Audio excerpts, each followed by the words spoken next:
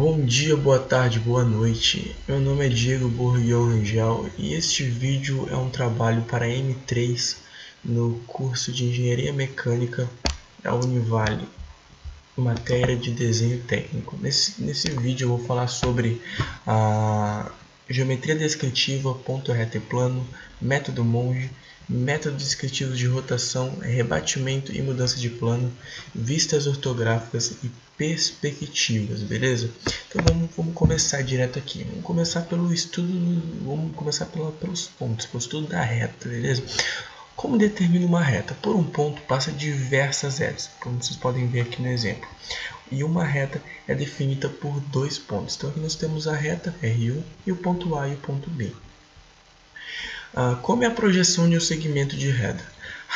Raios ortogonais ao plano de projeção incidem sobre os pontos A e B, determinando as projeções A1, B1. Como vocês podem ver, A1, B1, A e B. Beleza? A e B, A1, B1. A e B, A1, B1. Posições, agora aqui os tipos de posições de um segmento de reta com relação ao diedro. O diedro é o plano principal, beleza? Aqui nós temos o paralelo, então a gente tem outros pontos, outras retas paralelas ao diedro. Paralelo e ortogonal, então a gente tem outros pontos paralelos e ortogonais. Paralelo e oblíquo, nesse caso desse exemplo aqui, oblíquo e ortogonal a LT, ok? E o último, oblíquo. Projeção de um segmento de reta. É o segmento que une duas projeções de um ponto e é sempre perpendicular a LT. A animação representa um segmento AB e sua projeção sobre o plano. Observe a posição do segmento AB em relação ao plano e as dimensões do segmento de sua projeção. Dê uma olhadinha no vídeo aqui.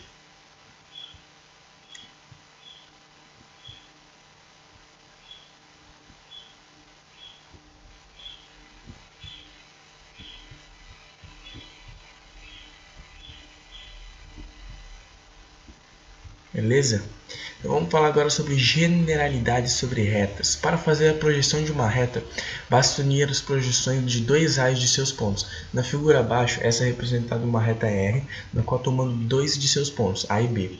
Projeção horizontal R1 é segmento A1, B1, que une as projeções horizontais A1, B1 dos pontos A e B, e a projeção vertical R2 é determinada pelas projeções verticais A2 e B2. Girando o pH no sentido horário até coincidirem com o PV, obtemos a épura da reta R. Girando o PV no sentido anti-horário até coincidir com o pH, também obtemos a épura. Então aqui temos esse exemplo. Pontos notáveis da reta. Os pontos notáveis da reta são suas intersecções com o pH e o PV. As intersecções da reta R com o PV e o pH são dois pontos denominados traço vertical, ponto V, e traço horizontal, ponto H. Traço de uma reta, como encontrar? O modo de achar os quatro traços H1, H2, V1 e V2 de uma reta é muito simples. Se observarmos a figura acima, veremos que o traço H, por exemplo, que por pertencer à reta R, suas projeções H1 e H2 estão situadas em R1 e R2 respectivamente, e por pertencer ao pH, sua projeção vertical H2 sobre a LT, logo H2 deve estar sobre R2 sobre a LT, assim não pode ser outro ponto. Beleza? Então vamos estar aqui, posições particulares de uma reta. Estudaremos agora as particularidades que apresentam projeções de uma reta segundo a sua posição no espaço. Retas situadas em um plano horizontal. Reta horizontal ou paralela ao PH. Ou paralela ao P e ao H, beleza? Reta de topo perpendicular ao PV. Reta fronto horizontal para a LT. E retas situadas em um plano perpendicular ao PH. Aqui temos também retas frontal ou paralela ao PV, retas de perfil, retas que passam pela LT, reta situada em um plano oblíquo ao PH e PV. Beleza? Agora vamos partir para estudar os planos, galera. Um plano pode ser determinado por três pontos A, B e C não alinhados, um ponto e uma reta, A e R, duas retas que se cortam, R, E e S. Então, aqui temos o primeiro exemplo ali, o segundo e o terceiro, beleza? Representação do plano. Os planos são representados pelos seus traços. Traços de uma reta são pontos onde a reta fura o PH ou PV. Da mesma maneira, traços de um plano são retas onde o plano intersecta o PH ou PV, como os exemplos aqui. Quando o plano intersecta o PH tem um traço horizontal, quando o plano intersecta o PV tem traço vertical. Na figura acima podemos observar o plano qualquer que corta os planos de projeção PH e PV. Nos traços A1 e A2, aqui, respectivamente, esse plano é chamado de qualquer, porque como no caso da reta, é oblíquo aos dois pontos de projeção PH e PV. Observe a épura e veja que os traços A1 e A2 são oblíquos à LT, os dois traços se encontram na LT. Isso ocorre com todo plano que intersecta os dois planos de projeção. Agora observe a figura abaixo, que a reta R pertence ao plano A. A certeza de que ela pertence ao plano está no fato de que seus traços H e V coincidem com os traços dos planos A1 e A2, beleza? Então temos um exemplozinho. Diferentes posições de um plano. Imagine um cubo apoiado sobre o PH e encostado no PV. Agora pense em um plano infinito e passado pela face superior do cubo, tampa. Esse plano ocupa uma posição horizontal e paralela ao PH, e por isso recebe esse nome. Plano horizontal de nível paralelo ao PH. Por ser paralelo ao PH, não cortará, logo apresenta o traço vertical que é paralelo à LT. Qualquer ponto contido nele se projeta verticalmente sobre o seu traço vertical. Plano frontal ou paralelo ao PV. Por ser paralelo ao PV, não cortará, logo apresentará apenas traço horizontal que é paralelo à LT. Plano de perfil ou perpendicular. No plano de perfil, os dois traços são perpendiculares à LT, sendo essa a condição que o caracteriza. Qualquer ponto contido nele se trata sobre os seus traços. Qualquer figura contida nele não se projeta em VG. Plano vertical perpendicular ao PH. Este plano se caracteriza por ter um traço perpendicular à LT e seu traço horizontal pode ter qualquer direção diferente de 90 graus.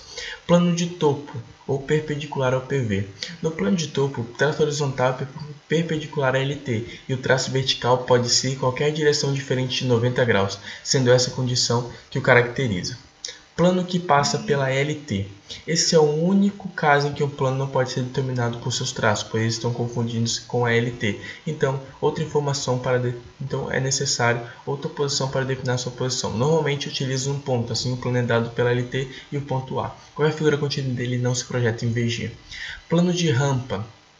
Pode ser paralelo a LT, não poderá cortá-lo, logo seus dois traços são paralelos a LT. Qualquer ponto contínuo dele se projeta entre seus traços. Plano qualquer. Por ser oblíquo aos dois planos de projeção, seus traços são oblíquos a LT, sendo essa condição que o caracteriza. Qualquer figura contida nele não se projeta em VG. Traços de um plano. Como encontramos? Se você tem as vistas, ou seja, a épora de duas retas e sabe que ela passa por um plano, então é necessário encontrar os traços do plano para que ele seja representado corretamente. Para isso, deve primeiro encontrar as projeções H1, H2, V1 e V2 das duas retas. Se você ligar o ponto H1 de uma reta com o ponto H1 da outra reta, obterá o traço horizontal do plano. Se você ligar o ponto V2 de uma reta com outro ponto V2, você obterá o traço vertical do plano.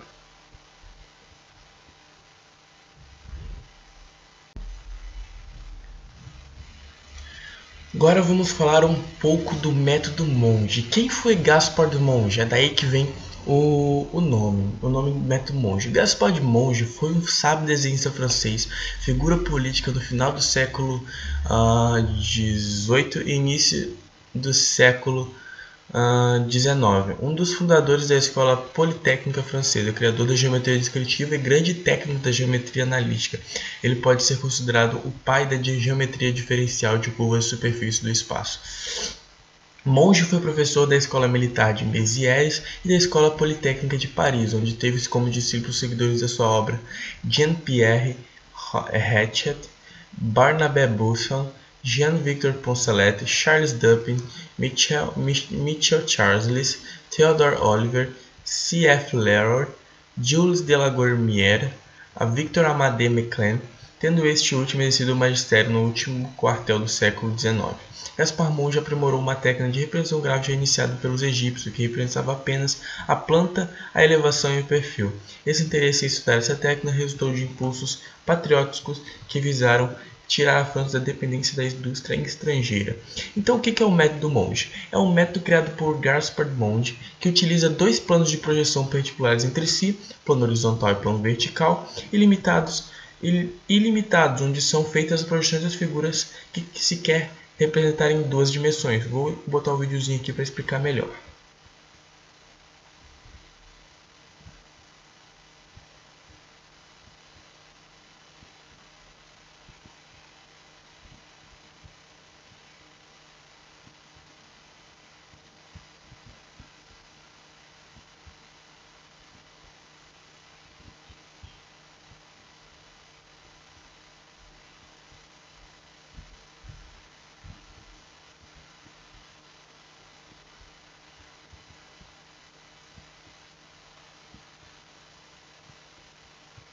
Então esse foi o videozinho aí, beleza?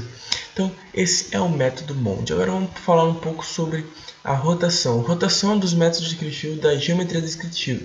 Nesse processo, roda-se um objeto, uma face e uma aresta ou um vértice do objeto em torno de um eixo fixo, que é sempre uma reta, até que venha ocupar a posição pretendida, mantendo-se fixo o sistema de projeção, plano horizontal de projeção e plano vertical de projeção. Beleza? Esses dois aqui. Vou falar um pouco sobre rebatimento. Rebater um plano sobre outro plano é fazê-lo coincidir com esse último. O eixo de rebatimento é conhecido como charneira. Ao rebater um plano, poderemos rebater qualquer ponto ou reta contínua neles. Nota-se que a definição de rebatimento se refere exclusivamente ao plano, que gira ao redor de sua intersecção com pH ou PV. Portanto, as expressões rebater um ponto ou rebater uma reta são usadas apenas para abreviar a nomenclatura. Então, quando quisermos rebater uma reta, teremos que fazer passar por ela um plano, no caso de reta qualquer. Para rebatê-lo, precisamos encontrar seu traço H e V, para depois encontrar os traços do plano, qualquer que passa pela reta, então rebater o plano. Agora algumas vistas ortográficas, galera. Então vamos lá. A projeção de uma forma objeto sobre o plano é uma figura formada pelas projeções de todos os seus pontos sobre o plano. Via de regra, é possível definir 6 projeções ortogonais de um objeto. As projeções ortogonais são geralmente designadas por vistas. Ordenando e nomeando as vistas. Sempre que possível, alinhe as vistas ortogonais. Método 1. Primeiro díedro, ou método europeu. Considere que o objeto se encontra entre o observador e o plano de projeção considerado. Posicionamos o objeto no primeiro quadrante e projetamos a imagem do objeto por trás. Desse jeito aqui. Desse jeito aqui a gente ordena e nomeia as vistas do primeiro díedro. Aqui a gente tem a vista inferior, vista lateral, vista frontal, vista lateral, vista posterior, vista superior, ok? Então aqui a gente tem mais ou menos coisas que eu falei. E o método 2 é o método americano. Considere que a folha de desenho, plano de projeção, se encontra entre o objeto e o observador. Aqui, ó. Projetamos mais do objeto para frente do plano de desenho. Ordenando e nomeando as vistas. Vista superior, vista frontal, vista superior, vista lateral à esquerda, vista lateral direita, vista inferior e vista posterior. Agora a gente vai falar um pouco sobre perspectiva isométrica. A perspectiva isométrica é um caso particular da projeção cilíndrica ortogonal. Os sistemas de eixo da situação a ser projetada ocorrerá na perspectiva. Se visto no plano de forma equiangular a 120 graus, dessa forma é possível traçar uma perspectiva isométrica através de uma malha de retas desenhadas a partir de ângulos de 30 graus.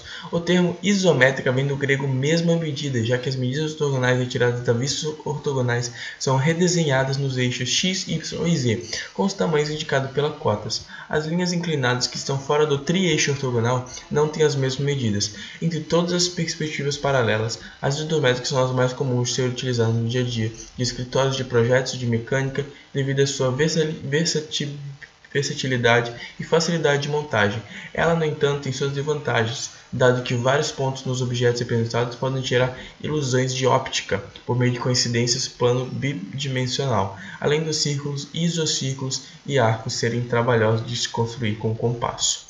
Perspectiva cavaleira. A perspectiva cavaleira é um tipo de projeção cilíndrica oblíqua na qual o objeto tem uma face paralela ao quadro, plano de projeção.